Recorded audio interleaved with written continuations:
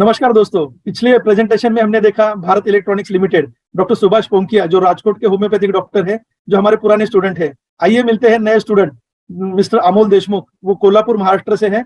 अमोल जी का खुद का मार्केट जीनियस प्राइवेट लिमिटेड नाम का कंपनी है। वो एक म्यूचुअल फंड डिस्ट्रीब्यूटर है और उनका खुद का रिसर्च रहता है एंड म्यूचुअल फंड कंसल्टेंसी भी वो करते हैं। तो दोस्तों 2022 में इन्होंने एडमिशन लिया और आज उनका काफी सारे प्रेजेंटेशन हम यूट्यूब पे देख रहे हैं। तो इस बेहतरीन ग्रोथ और डेडिकेटेड स्टडी के लिए मैं अमोल जी का धन्यवाद करना चाहूंगा। और दोस्तों लास्ट जो प्रेजेंटेशन हमारा था भारत इलेक्ट्रॉनिक्स लिमिटेड, उसका भी लिंक मैं आई बटन में डाल दूंगा। तो दोस्तों आज का जो प्रेजेंटेशन है वो कंपनी ऑलरेडी 2 से 3 गुना हो चुकी है 2015 से। और ये डायग्नोस्टिक सेक्टर की लार्जेस्ट कंपनी है, जिसमें पूरे इंडिया में उसके लार्जेस्ट डायग्नोस्टिक चेन्स है और पैन इंडिया, और highest growth and consistency in profit है। लेकिन ये स्टॉक अभी थोड़ा गिरा हुआ है। तो मैं अमोल जी से जानना चाहूंगा कि लालपत लैब का क्या किया जाए, अभी लिया जाए, रुका जाए, प्रॉफिट बुकिंग की जाए, क्या करे investor. So I welcome Amol Deshmukh ji. Thank you Milind sir.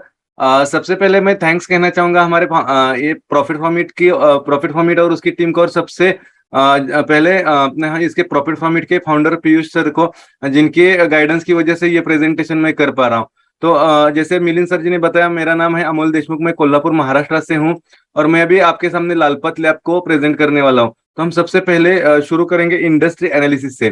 तो ये जो लालपत लैब जो है वो बिलोंग करता है health care service provider industry से। और इस इंडस्ट्री में जो लिस्टेड कंपनीज है वो 23 कंपनीज इस इंडस्ट्री में लिस्टेड कंपनीज है। अगर इस इंडस्ट्री का हम मार्केट कैप देखने जाएंगे तो अराउंड 39,000 करोड़ का इसका इस इंडस्ट्री का मार्केट कैप है।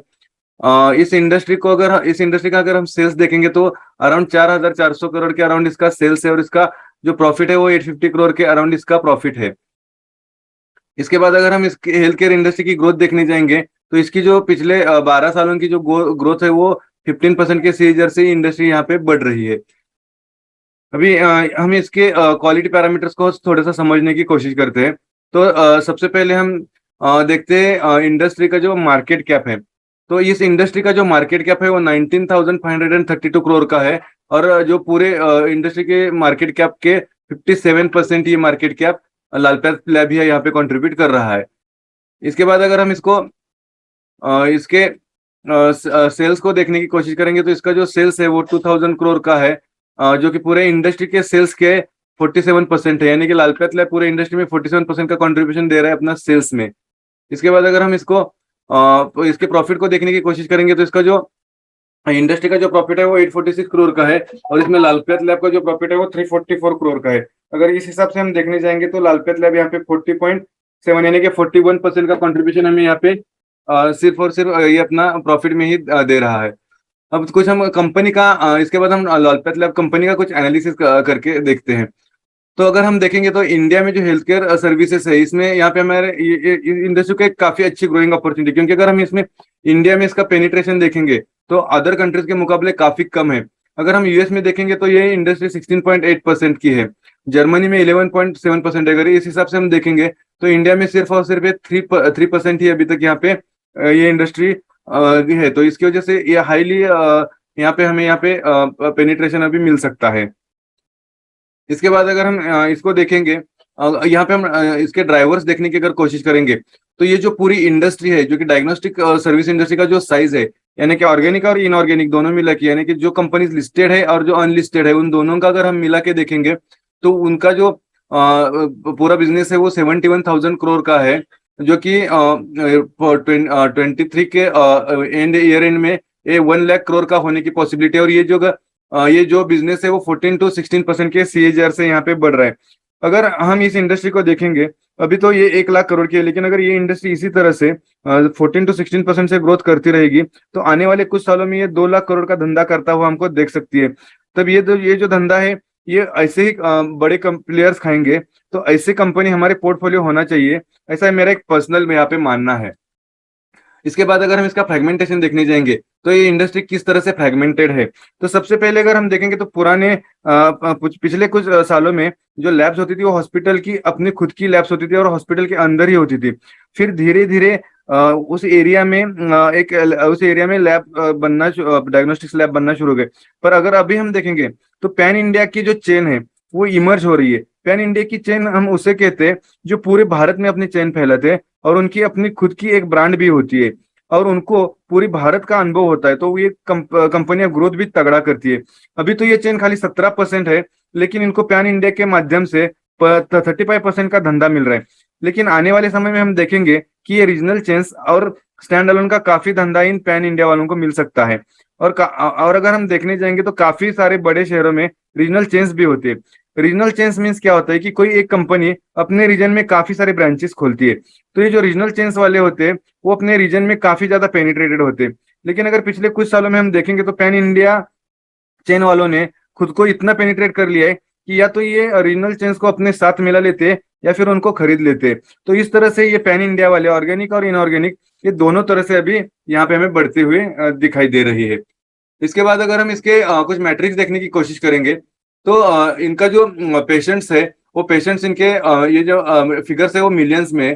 तो 19% के CAGR से बढ़ रहे हैं। इनके जो सैंपल्स है वो सैंपल्स भी मिलियंस में है। तो ये सैंपल्स भी 18% से बढ़ रहे हैं। जाहिर सी बात है अगर पेशेंट्स बढ़ रहे हैं तो सैंपल्स भी बढ़ेंगे, और अगर पेशेंट के साथ सैंपल्स बढ़ेंगे तो उसके साथ साथ उनका रेवेन्यू भी बढ़ेगा। तो इस हिसाब से उनका जो रेवेन्यू है वो 25% के CAGR से बढ़ रहा है। और ये सब उनके यहाँ पे हमें इफेक्ट यहाँ पे दिख रहा है। तो इनका जो नॉन कोविड का रेवेन्यू है वो यहाँ पे 13% के CAGR से हमको बढ़ता हुआ यहाँ पे नजर आ रहा है। अब ये अगली जो स्लाइड है अगर ये हम देखेंगे तो ये non Covid Covid and allied revenue की स्लाइड है।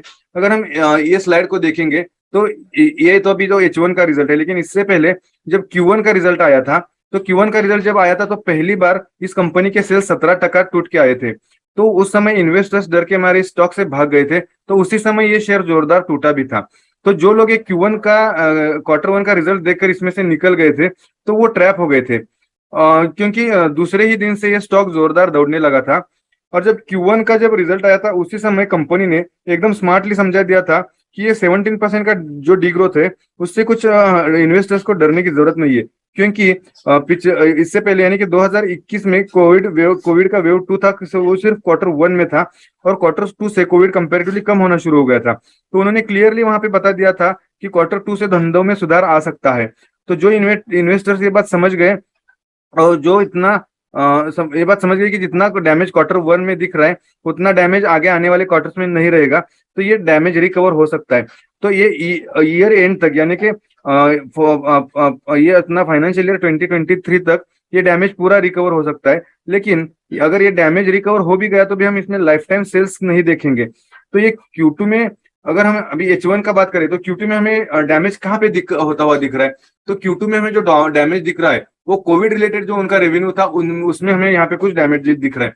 जैसे अगर पिछले Q2 में हम देखेंगे तो कोविड रिलेटेड जो इनका रेवेन्यू था वो रिस्पेक्टिवली 37 करोड़, 4 करोड़ और 10 करोड़ था, वो घट के 10 करोड़, 2 करोड़ और 8 करोड़ हो गए अभी के इसमें। लेकिन अगर हम देखेंगे तो जो नॉन कोविड का रेवेन्यू है वो 448 करोड़ से बढ़कर के अभी यहाँ पे 514 करोड़ तक यहाँ पे पहुंच चुका है। तो अगर हम ये सब देखेंगे तो इससे हमें दो चीजें तो क्लियर हो जानी चाहिए कि इस साल में सिर्फ और सिर्फ ये डैमेज निकल जाएगा, लेकिन दूसरी बात ये है कि इस साल हम इसमें जोरदार ग्रोथ की उम्मीद हम नहीं कर सकते।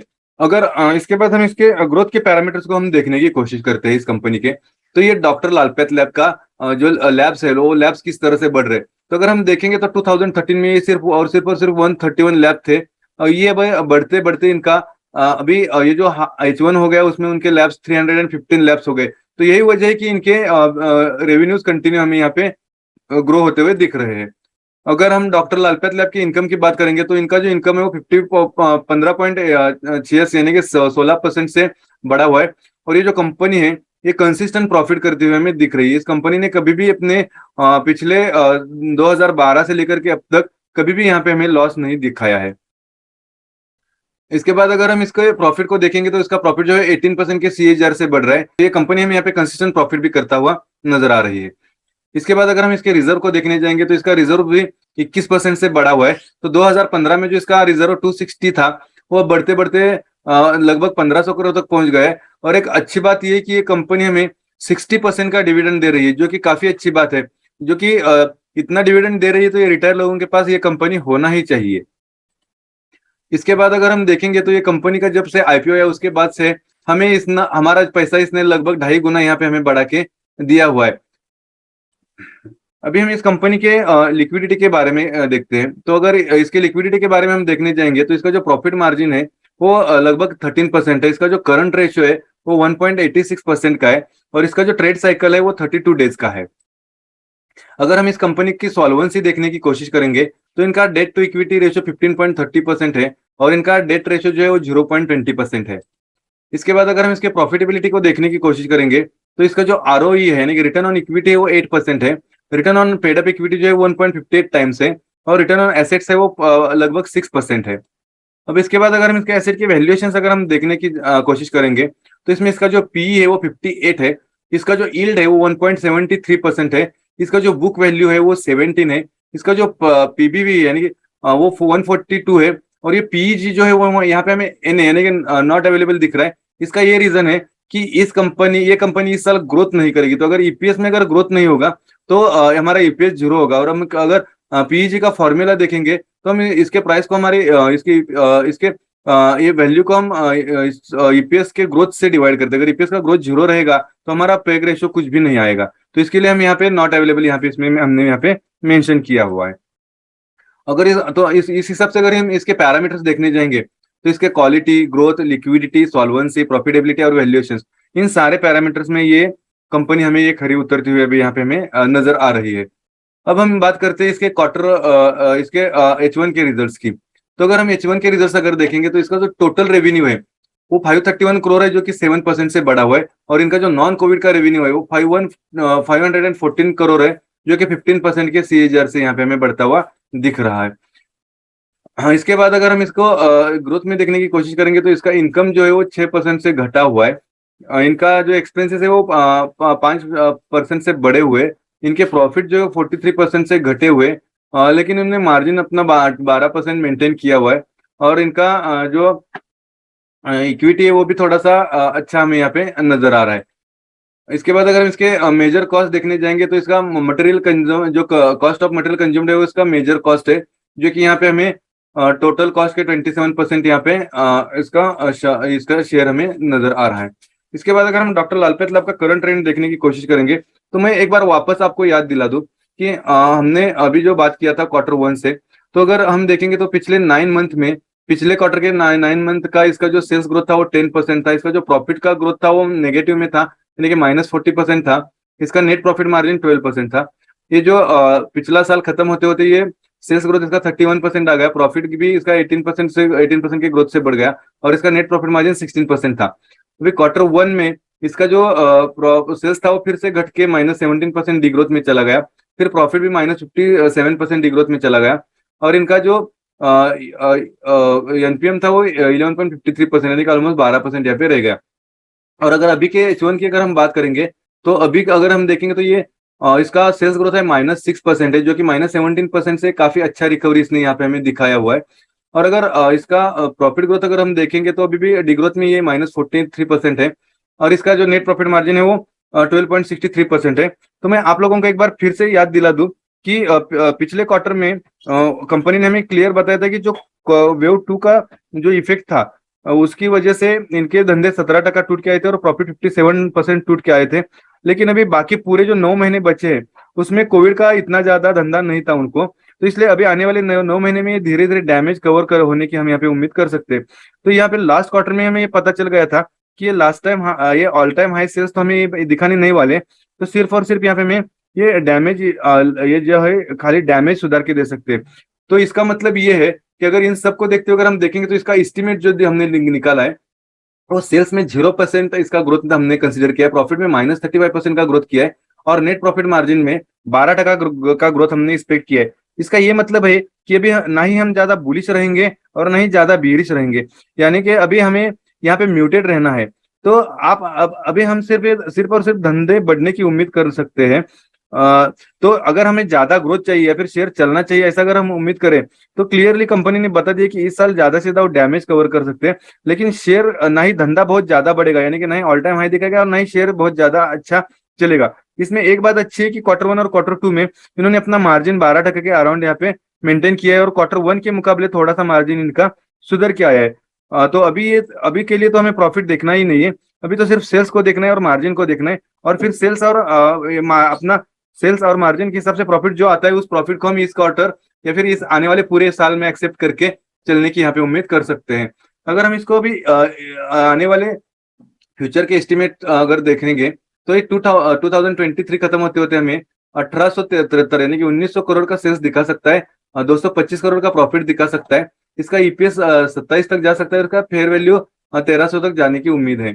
अगर हम इसको 2025 में देखने की कोशिश करेंगे तो ये अराउंड इसका सेल्स 2450 करोड़ तक जा सकता है, इसका प्रॉफिट अराउंड 400 करोड़ के ऊपर जा सकता है, इसका ईपीएस 50 के आसपास जा सकता है और इसका जो फेयर वैल्यू है 2450 के आसपास हो सकता है। अगर हम इसको 2030 में समझने की कोशिश करेंगे तो इसका जो सेल्स है वो 5000 करोड़ तक जा सकता है, इसका जो प्रॉफिट है वो 800 करोड़ को क्रॉस करता हुआ दिख सकता है, इसका जो ईपीएस है वो 100 के आसपास जा सकता है और इसका जो फेयर वैल्यू है वो तकरीबन 4950 के अराउंड जाने की उम्मीद यहाँ पे हमें हमें है। अगर 2035 को हम देखने की कोशिश करेंगे तो 2035 तक इसका सेल 10,000 करोड़ तक जा सकता है, इसका प्रॉफिट अराउंड 1700 करोड़ तक जा सकता है, ईपीएस अराउंड 200 तक जा सकता है और इसका फेयर वैल्यू 9,500 के अराउंड यहाँ पे जाने की हम यहाँ पे उम्मीद कर सकते हैं। हाँ, अगर हम इस कंपनी का शेयर होल्डिंग पैटर्न देखने जाएंगे तो यहाँ पे हमने इसका शेयर होल्डिंग पैटर्न 2015 के साथ अभी इस सितंबर 2022 को कंपेयर किया है, तो प्रमोटर्स के पास उस समय पे 58.7% का स्टेक था जो कि अभी 55.1 का हो गया है। लेकिन अगर उस समय हम देखेंगे तो एफआईआई के पास सिर्फ और सिर्फ 3.5% का स्टेक था जो अभी बढ़ के 26% तक हो गया है और ये जो अदर पब्लिक में जो 29% का स्टेक्स था वो धीरे धीरे कम होकर खाली 9% यानी कि 8.8 और 0.4% इतना कम हो गया है। तो यहाँ पे हमें यहाँ पे एक चीज तो दिख रही है कि यहाँ पे एफआईआई ने इस स्टॉक को अपने पोर्टफोलियो में भर भर के यहाँ पे लिया हुआ है। अगर हम इसकी बाइंग रेंज को देखने की कोशिश करेंगे तो इसका जो बाइंग रेंज आ रहा है वो 2215 से लेकर के 1950 तक आ रहा है और इसका जो टारगेट नियर टर्म टारगेट निकल के आ रहा है वो आ रहा है 3312 का। और अगर हम इसको अपने पोर्टफोलियो में रखना चाहे तो इसका जो वेटेज है वो हम 2% हम इसमें वेटेज रख सकते हैं। दोस्तों थैंक यू। ये प्रेजेंटेशन खत्म करने से पहले मैं एक बात बोलना चाहूंगा कि ये प्योरली हमारा एनालिसिस है और सिर्फ एजुकेशन पर्पज के लिए बनाया है। ये हमारा ना ही कोई टिप है ना ही रिकमेंडेशन है। तो इस स्टॉक में इन्वेस्ट करने से पहले आप खुद अपना रिसर्च खुद कर ले और अपने इन्वेस्टमेंट एडवाइजर को कंसल्ट जरूर कर ले। Thank you. Over to you Milind sir. Thank you Amol भाई, जबरदस्त प्रेजेंटेशन। और दोस्तों, हम स्टॉक मार्केट में आते क्यों है? तो सबसे आसान आंसर है पैसा कमाने के लिए, लेकिन वो पैसा हमें शांति से मिले, रोज रोज भाव देखने की जरूरत नहीं पड़े और अच्छी वेल्थ बने, इससे अच्छा क्या चाहिए? तो दोस्तों, डॉक्टर लालपत लैब ऐसी ही कंपनी है जिसमें बहुत अच्छा ग्रोथ है और डिविडेंड भी उसका बहुत अच्छा आता है, 60% तक डिविडेंड आता है, ऐसा अमोल जी ने बताया। एक बेहतरीन रिसर्च के लिए मैं उनको धन्यवाद करना चाहूंगा। दोस्तों, ये कंपनी अभी एक अच्छी बाइंग लेवल पे है, तो हमें इसे जरूर कंसिडर करना चाहिए आफ्टर ऑल द रिसर्च। सो मैं एक बेहतरीन प्रेजेंटेशन के बाद पीयूष सर का एक रिव्यू लेना चाहूंगा ऑन डॉक्टर लालपत लैब। क्या ग्रेट अमोल भाई, बहुत अच्छा आपने प्रेजेंट किया और आपने मेजर जो पॉइंट इन्वेस्टर के काम के है वो सारे कवर किए। तो मुझे पूरी उम्मीद है कि आपके प्रेजेंटेशन से इन्वेस्टर की काफी जो परेशानियां होगी, काफी जो उनको जानने वाली जो इंपॉर्टेंट पॉइंट्स होते हैं वो उनके क्लियर हो गए होंगे, राइट। जैसा आपने Q1 के आप ही के प्रेजेंटेशन में बताया कि जितने बुरे रिजल्ट लग रहे उतने नहीं है, इंप्रूवमेंट देखेंगे और हमने इंप्रूवमेंट देखा, बराबर। साथ में आपने एक और पॉइंट बहुत अच्छा कहा कि हम इंप्रूवमेंट देखेंगे पर लाइफ टाइम हाई नहीं देखेंगे, बराबर ना। तो क्या है, आने वाले समय में बहुत लोगों को ये लगेगा कि अरे ये चलता क्यों नहीं है, बाजार 19,600 आ गया जो आ जाएगा अभी कुछ देर में, तो बाजार 19,600 आ गया, लालपत ने लाइफ टाइम हाई नहीं लगाया तो नहीं लगाया, बराबर। क्योंकि जो शेयर आज चलता है जरूरी नहीं है वो अच्छा है, उसका ट्रेंड अभी अच्छा है तो आज चल रहा है, और उसी प्रकार से जो आज गिर रहा है भी जरूरी नहीं है कि वो बुरा है इसलिए गिर रहा है। हर कंपनी हर सेक्टर का कुछ समय आता है जब उसके लिए कुछ दौर पॉजिटिव रहता है, वैसे ही कुछ समय आता है जब कुछ कंपनियों के लिए दौर पूरा हो जाता है। तो ऐसे समय पे आपको कंपनी को स्मार्टली समझना होगा, नहीं तो हम लॉन्ग टर्म के फायदे मिस करेंगे। मैं आप लोगों को याद करा दूं दोस्तों, कोविड के समय टच इंटेंसिव सेक्टर के हाल बुरे थे। क्या इसका मतलब ये था कि वो सेक्टर बुरे थे?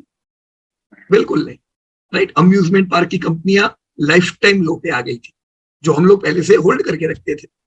इसका मतलब ये तो नहीं था कि वो सब कंपनियां बुरी थी, नहीं, पर टच इंटेंसिव सेक्टर में कोविड का इफेक्ट था तो वो सब जबरदस्त गिरे, राइट। तब क्या हम सब लोगों ने बेच दिए? क्या आईआरसीटीसी सब आपने बेच दिए थे? क्या वंडरला बेच दिए थे? बिल्कुल नहीं, हमने वेटेज कम किया होगा, राइट। और हम वेट कर रहे थे जैसे ग्रोथ आए, देखो हम प्रिपेयर थे, अपनी ही कंपनी है, अच्छी कंपनी है, रखनी है, बहुत बढ़िया वैल्यूएशन मिले उल्टी ऐड करनी, उसके साथ जब कभी वापस से ग्रोथ आए हम उसमें अपना एडिशन कर सकते जो हमको मौका मिला। वैसा ही दोस्तों इधर है उसका उल्टा, जैसे टच इंटेंसिव सेक्टर कोविड में अफेक्ट हुआ और अभी बढ़िया ग्रोथ आया, यहाँ पे कोविड के समय इसको फायदे थे तो ये दौड़ रहा है, अभी अफेक्टेड है क्योंकि कोविड चला गया है। इसको समझ लो तो पूरा बिजनेस समझ में आ गया, राइट। तो अभी क्या करना है, अभी वेटेज थोड़ा कम रखो, उम्मीद मत करो कि ये टाइम पे दौड़े, राइट। यस, वैल्यू बाइंग मिले उधर वैल्यू बाइंग करना, और जैसे ही ग्रोथ अच्छा दिखे एडिशन कीजिए, राइट। तो it was a very good presentation, और सारी मेरे को लगता है जो कठिनाइयां होगी वो सब क्लियर होगी, पर कुछ और क्वेरीज है जो मैंने देखा है लालपत लैब में बहुत से लोगों का क्वेरी रहता है, तो मैं करूं मिलिंद भाई? Yes sir, yes sir. Amol भाई वो कुछ क्वेरी मैं आपके सामने रख रहा हूँ। Yes sir. काफी लोगों का पूछना है, who is the owner of the doctor Lalpath lab, right. तो वो तो अभी इनके नाम में ही आ गया है, ओनर का नाम तो डॉक्टर लाल, या बराबर, तो उसमें कोई डाउट नहीं है। इस doctor Lalpath lab a large cap company, अब ये देखो लार्ज कैप तो नहीं है, नहीं और स्मॉल कैप भी नहीं, बराबर। हाँ सर। इसको मिड कैप बोलेंगे अमोल भाई हम लोग? हाँ सर, मिड कैप बोल सकते हैं इसको। बराबर, एक मिड कैप जो लार्ज कैप की ओर जा रहा है, क्योंकि जो इंडस्ट्री है ये अब ऑर्गेनाइज हो रही है, तो यहाँ की जो कंपनियां होगी वो बहुत बड़ी बड़ी नहीं होगी, छोटी छोटी कंपनियां हैं अभी। ये सबसे बड़ी है तो भी छोटी है, पर इसको हम धीमे धीमे आने वाले समय में बड़ा होता हुआ देखेंगे। तो ये वो स्मॉल और मिड कैप है जो कल लार्ज कैप बनने वाला है, ऐसा बोल सकते हैं मामूल भाई? हाँ यस सर, डेफिनेटली। राइट। देखो हमने तो हमारे आंखों के सामने कितनी कंपनियों को स्मॉल से लार्ज होते हुए देखा है, बराबर ना? हाँ, और लार्ज वाली भी स्मॉल होते हुए देखा है वो सेक्टर में जो सेक्टर का ग्रोथ नहीं होता है। Yes sir. और एक प्रश्न है लोगों का, बहुत ये प्रश्न आता है कि इस doctor Lalpath lab depth free, क्या ये डेप्थ फ्री है? सर लगभग डेप्थ फ्री बोल सकते हैं, ना के बराबर डेप्थ है इस पे। राइट, बहुत कम डेप्थ है, मतलब एकदम डेप्थ फ्री है। दूसरा, बहुत से लोग डेप्थ फ्री, मतलब इसको उनको प्रश्न क्यों होता है अमोल, क्योंकि फाइनेंस कॉस्ट में थोड़ा फाइनेंस कॉस्ट दिखता है। ओके। राइट, अब ये तो जैसे इनका तो काम ही है बहुत से लैब खोलना, तो ज्यादातर लैब ये लोग लीज पे भी खोलते हैं, तो वो लीज लायबिलिटी होती है, डेप्थ लायबिलिटी नहीं, बराबर। तो पहले ये क्या है, लोगों को प्रश्न इसलिए होता है क्योंकि पहले लीज लायबिलिटी इनकम स्टेटमेंट में नहीं दिखती, राइट। पिछले 2-3 सालों से लीज लायबिलिटी को इनकम स्टेटमेंट में इंक्लूड किया गया है, तो इसीलिए पहले जुबिलेंट फूड डेप्थ फ्री दिखता था, अभी भी डेप्थ फ्री है, और वो लीज लायबिलिटी की वजह से बहुत लोगों को जुबिलेंट में प्रश्न होता है, क्योंकि उनका भी काम ऐसा ही हुआ ना, अलग अलग रेस्टोरेंट ओपन करना, तो वो भी लीज पे ओपन करते हैं। तो ये समझो लीज लायबिलिटी होगी, डेप्थ लायबिलिटी नहीं, राइट। यस। और एक प्रश्न है, how many Lalpath labs are there in India and are they growing? ये भी मेरे को लगता है आपने कवर कर दिया। Yes sir, number of labs का हमने स्पेशल एक स्लाइड ही दिया है इसमें। राइट, तो हर साल ये लोग लैब बढ़ा रहे हैं ना। Yes sir. बहुत ही अच्छी बात है, देखो लैब बढ़ेंगे तो ग्रोथ तो आने ही वाला है, बराबर है, ग्रेट। और एक प्रश्न जो बहुत लोगों का होता है, लालपत लैब का भाव 2022 में क्या रहेगा? वो भी आपने कवर तो कर ही लिया ना? कर ही लिया सर। रेंज बाउंड रहेगा। Yes sir. ना देखो 61% तक टूट के वहां से बाइंग आएगा और एक लेवल पे जाके सेलिंग आएगा, तो वो रेंज बाउंड रहेगा, उसके लिए प्रिपेयर रहे सब लोग। Yes yes sir. क्या डॉक्टर लालपत लैब एक गुड स्टॉक है बाय करने के लिए? यस सर, अपने इंडस्ट्री का बेस्ट स्टॉक कह सकते हैं इसको। बेस्ट है, और क्यों ना हो, बराबर ना, बढ़िया ही स्टॉक है, कोई डाउट नहीं है।